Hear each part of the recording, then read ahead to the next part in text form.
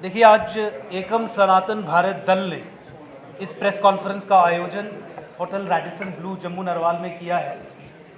जैसा कि हमने पहले कहा आपको पिछली प्रेस कॉन्फ्रेंसेस में भी कि एकम सनातन भारत दल जम्मू कश्मीर की 3 लोकसभाओं से 3 लोकसभा कैंडिडेट्स उतारेगा।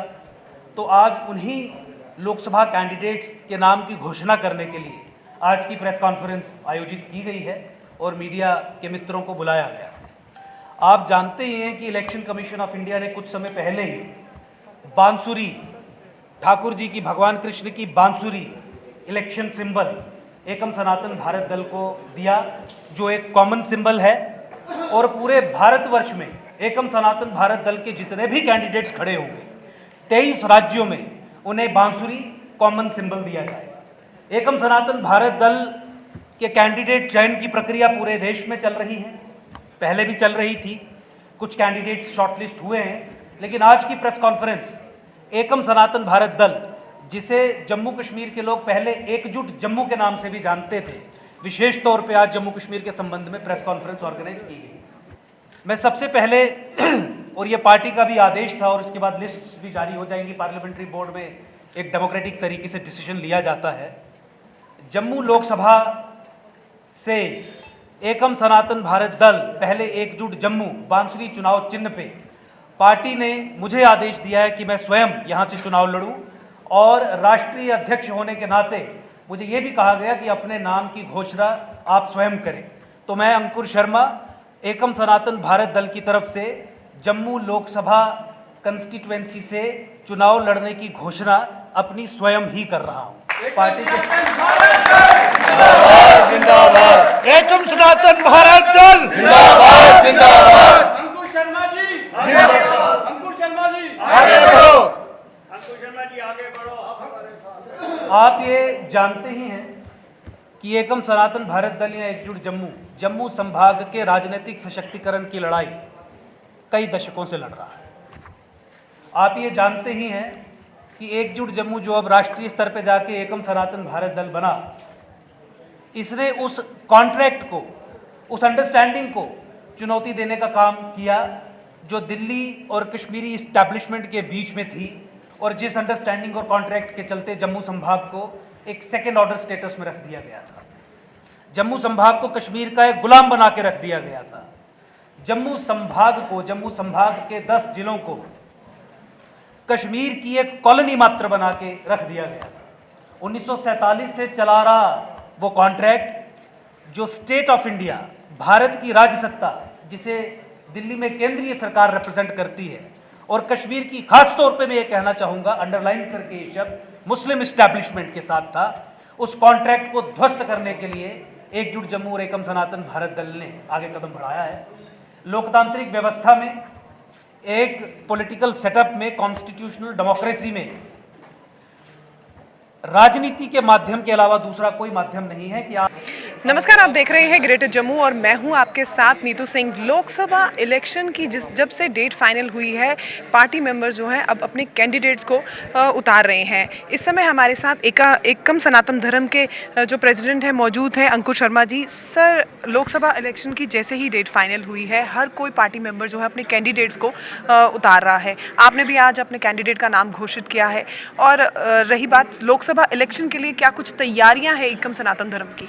देखिए, पूरे तरीके से तैयारियां हैं और एकम सनातन भारत दल को इलेक्शन कमीशन ने कॉमन सिंबल अलॉट किया बांसुरी। उसके बाद हमने ये प्रेस कॉन्फ्रेंस करके बताया था कि जम्मू कश्मीर की 3 लोकसभा सीट से हम अपने कैंडिडेट्स उतारेंगे। 2 की घोषणा आज हो गई है। जम्मू लोकसभा से स्वयं मैं चुनाव लड़ रहा हूँ। मैं राष्ट्रीय अध्यक्ष हूँ एकम सनातन भारत दल का, और मनोज पाधा जी हैं जो उधमपुर लोकसभा कंस्टिट्यूएंसी से पार्टी ने जिन्हें टिकट दी है। तीसरी सीट के उम्मीदवार की घोषणा भी 1 हफ्ते के अंदर 4-5 दिन के अंदर हो जाएगी, और इन तीनों सीटों से हम चुनाव लड़ेंगे।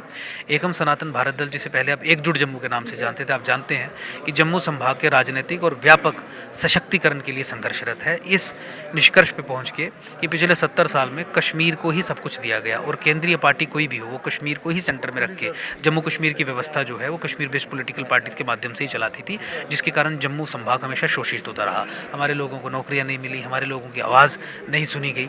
तो इन्हीं सब कुरीतियों से लड़ने के लिए हमने तय किया कि एक विकल्प के रूप में जम्मू संभाग के लोगों को एक विकल्प देने का जो दायित्व है वो हम अपने कंधों पे उठाएंगे और यही करने का हमने आज काम किया है और आज अपने पार्टी के कैंडिडेट्स उतारे हैं जम्मू संभाग के लोगों को जिस विकल्प की आवश्यकता है और उस लांछन से बाहर आने की कि जो भाजपा के लोग कहते हैं कि तुम हमें वोट नहीं दोगे तो किसे दोगे, हम तुम्हारे काम करें या ना करें, हम तुमसे बात ढंग से करें या ना करें, हम तुम्हें अपने पास आने दें या ना आने दें, तुम्हारी बात सुने या ना सुने, तुम किसे वोट दोगे। तो उस परिस्थिति से बाहर निकलवाने के लिए इस विकल्प को हमने खड़ा किया है। पिछले कई दशकों से हम कार्यरत हैं, काम कर रहे हैं। जम्मू संभाग से संबंधित जितने विषय रहते हैं उस पर डिलीवर करने का भी ट्रैक रिकॉर्ड हमारा रहा है। सर, उधमपुर से आपने अपने कैंडिडेट को खड़ा किया है और उधमपुर की अगर बात की जाए तो और भी धुरंधर जो है वहाँ से खड़े हैं। क्या लगता है कितने कॉन्फिडेंट हैं इस समय आप इस बात को लेकर? देखिए, धुरंधर खड़े होने की बात नहीं है, चाहे कांग्रेस हो या चाहे भाजपा हो, जिनके दो कैंडिडेट्स की आप बात कर रहे हैं। दोनों ही पॉलिटिकल पार्टीज़ ने हमेशा कश्मीर को ही सेंटर स्टेज में रखा और जम्मू कश्मीर में हमेशा और हमेशा कश्मीर को ही सत्ता सौंपी और इस अरेंजमेंट में जम्मू हमेशा सेकेंड ऑर्डर स्टेटस में रहा, कश्मीर के कॉलोनी मात्र बन के रहा, जिसके कारण फिर तमाम जम्मू में समस्याएं रहती हैं। दोनों ही जो नेता, चाहे भाजपा या कांग्रेस के हों या दूसरी भी पार्टीज़ के हों, आप ये जानते हैं कि ये चले हुए कारतूस हैं। आप ये जानते हैं कि पिछले 25-30 साल की राजनीति में इन्हीं लोगों ने जम्मू संभाग के इंटरेस्ट्स के साथ सौदा किया, कश्मीर बेस्ड पॉलिटिकल पार्टीज़ के पिट्ठू बन के। तो इसीलिए ये इस बार जो वोट होगा वो चेंज के लिए वोट होगा। जो कांग्रेस रिप्रेजेंट करती है जम्मू कश्मीर की राजनीति में, वही भाजपा रिप्रेजेंट करती है जम्मू कश्मीर की राजनीति में, कि जम्मू संभाग के लोगों के साथ हम नहीं हैं। इसीलिए जम्मू संभाग के लोगों की बात करने वाला व्यक्ति अगर एक कोई खड़ा होता है तो मुझे लगता है कि जनता उसके लिए ज़रूर वोट करेगी और पुराने धुरंधरों को अब धूल चटाएगी। सर, अब हमेशा से आप स्टेटहुड की बात करते हैं, क्या लगता है जब आपकी पार्टी सत्ता में आएगी तो स्टेटहुड की वापसी बहाल जो है उसकी चांसेस हैं? जम्मू सेपरेट स्टेट तभी बन सकता है जब पार्लियामेंट में ये आवाज़ उठे, क्योंकि पार्लियामेंट में ही कानून पेश होगा और कानून पास होगा जम्मू को सेपरेट स्टेट बनाने का। उसके लिए बहुत इंपॉर्टेंट है कि पार्लियामेंट के माध्यम से आप पूरे राष्ट्र को भी हिंदू जेनोसाइड की बात बताएं। जम्मू संभाग के हिंदू मेजॉरिटी कैरेक्टर को चेंज करने वाला जो लैंड जिहाद वाला षड्यंत्र है उसकी बात बताएं। तो जब पार्लियामेंट में जाके इस तरीके की चर्चा होगी, इस तरीके की राजनीति होगी, जम्मू के इंटरेस्ट्स को फोर फ्रंट पे रखा जाएगा, उसी के बाद जम्मू संभाग अलग राज्य बने, सेपरेट स्टेट बने, उसका मार्ग प्रशस्त होगा। नहीं तो संघर्ष के माध्यम से अधिक समय लगेगा। संघर्ष प्लस पार्लियामेंट में आवाज़ रख के जम्मू और एक अलग राज्य जल्दी ही बनेगा और इसी संकल्प के साथ जुड़ के हम अपना चुनाव भी लड़ रहे हैं और पार्टी को आगे लेके जा रहे हैं और इसीलिए हम पूरे आश्वस्त हैं कि राजनीतिक सफलता के साथ जम्मू सेपरेट स्टेट बनने का रास्ता जो है वो बहुत छोटा हो जाएगा और जल्दी जम्मू एक सेपरेट स्टेट बन जाएगा। उधमपुर से मनोज पाधा जी एकम सनातन धर्म के उम्मीदवार हैं। जानने की कोशिश करेंगे कि वहाँ पर तो सर मुकाबला काफ़ी टक्कर का रहने वाला है आपसे। कितने कॉन्फिडेंट हैं आप, क्योंकि वहाँ पर जब बीजेपी के डॉक्टर जितेंद्र सिंह भी हैं, अगर कांग्रेस की बात की जाए तो चौधरी लाल सिंह भी है और अगर डीपीएपी की बात की जाए तो सरूरी साहब भी वहाँ से लड़ रहे हैं। तो कितना चैलेंजिंग रहेगा ये आपके लिए? देखिए मैडम, टक्कर तो वहाँ होती जहाँ काम किया हो। इन कैंडिडेट्स ने काम नहीं किया, इनके लिए 10 साल बहुत है कि ये लोगों के काम करते। ये तो दूर की बात है काम करना, ये लोगों तक पहुंच भी नहीं पाए हैं। वहाँ किश्तवाड़ के अंदर प्रोजेक्ट आए, वहाँ भी अपने रिश्तेदारों को पटेल कंपनी का नाम शर्मा कंपनी से रख दिया वहाँ लोगों ने। हमारे लोगों को लेबर भी नहीं लगाया जा रहा, उस काबिल भी वहाँ के लोगों को नहीं समझा। वो खाली वोट बैंक है, पॉलिटिशियंस के लिए वो वोट बैंक है। काम करने से उनको वीडीसीज जिन्होंने मिल्टनसी में हमको बचाया है, जो वहाँ के लोग हैं, मिलिटेंसी के साथ वो लोग शहीद हुए, उन्होंने लड़ा है, उनकी भी अभी तक कोई सुनवाई नहीं। वो भी बेचारे कभी कोर्ट के चक्कर काट रहे, कभी सड़कों पे उतर रहे। तो हम सब संकल्प लेके जो है लोगों के बीच में जाएंगे और जहाँ तक हमारे पार्टी वर्कर्स वहाँ काम कर रहे हैं, उनकी ये रिपोर्ट है ग्राउंड की कि भैया वहाँ लोग परिवर्तन चाहते हैं, क्योंकि 10 साल में इन लोगों ने कुछ नहीं किया। मैडम, काम दूर की बात है, पब्लिक दरबार तक इन लोगों ने गिना के दिखाया। मैं चैलेंज करता हूँ, इन्हें पब्लिक दरबार तक नहीं लगाया। भाजपा के प्रेसिडेंट बोल रहे हैं जित गुज्जर की बकरी लंघ जाए वो वो गुज्जर का। आप किस परिवर्तन की बात कर रहे हैं? परिवर्तन यह है कि रोजगार मिले, नौजवानों को रोजगार मिलना चाहिए। जो डेली वेज है उनके खिलाफ कोई पॉलिसी बननी चाहिए, इनको परमानेंट करना चाहिए। दूसरा जो है सनातन संस्कृति सभ्यता और सनातन धर्म को सशक्त करने की जो हम बात कर रहे हैं, जैसे मंदिर मठों को सरकारी नियंत्रण से फ्री करना, क्योंकि मुस्लिम का जो मस्जिद का कंट्रोल है वो मुस्लिम के पास है, चर्च का कंट्रोल क्रिश्चियन के पास है, लेकिन हिंदू जो मंदिर मठ है उसका कंट्रोल सरकार के पास है।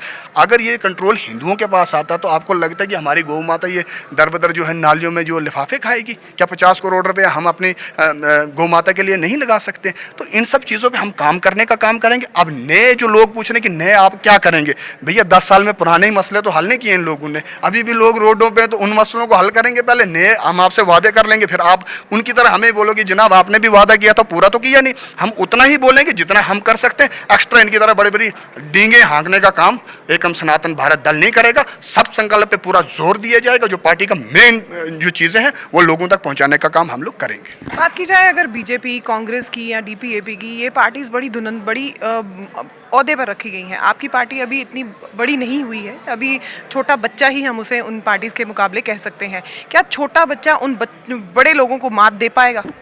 देखिए मैम, मैंने एक एग्जांपल में एक बार बार दे रहा हूँ कि हमारे रामायण में लिखा है कि जिस समय माँ सीता का हरण रावण करके ले जा रहा था ना, जटायु जानता था मैं रावण से नहीं लड़ सकता, लेकिन वो भिड़ गया, उसने लड़ाई की। उससे एक चीज़ क्लियर हो गई राम जी को कि रावण जो है माँ सीता को इस दिशा में लेकर गया है। तो कहीं ना कहीं जब आप लड़ते हैं, कर्म करो, फल की इच्छा नहीं करना। अब बड़े हैं तो चोरी थोड़ी करेंगे, लोगों को बेवकूफ़ थोड़ी बनाएंगे, तो उसके खिलाफ बात करना जरूरी है। अगर वो छोटा बात कर रहा, बड़ा बात कर रहा, तो करना तो पड़ेगा ना। अब कोई और नहीं कर रहा, एकम सनातन भारत दल कर रहा, तो बाकी जनता के हाथ में, जनता जनार्दन होती है, जनता अर्श पर भी डालती है, फर्श पर भी डालती है, जनता के हाथ में। तो ये थे हमारे साथ उधमपुर के उम्मीदवार मनोज पांधा जी एकम सनातन धर्म से। जिस तरह से अब लोकसभा इलेक्शन की डेट फाइनल हो चुकी है और ऐसे में उम्मीदवार जो है वो उतारे जा रहे हैं और मुकाबला जो है कड़ा टक्कर का रहने वाला है। क्या कुछ लोकसभा इलेक्शन में निकलकर सामने आता है ये तो समय ही बताए। क्या कुछ कहना चाहते हैं आप इस वीडियो के बारे में? कमेंट सेक्शन में कमेंट करके जरूर बताइएगा। तब तक के लिए मुझे दीजिए इजाजत। कैमरामैन अजय जाड़ू के साथ मैं नीतू सिंह, ग्रेटर जम्मू के लिए। धन्यवाद।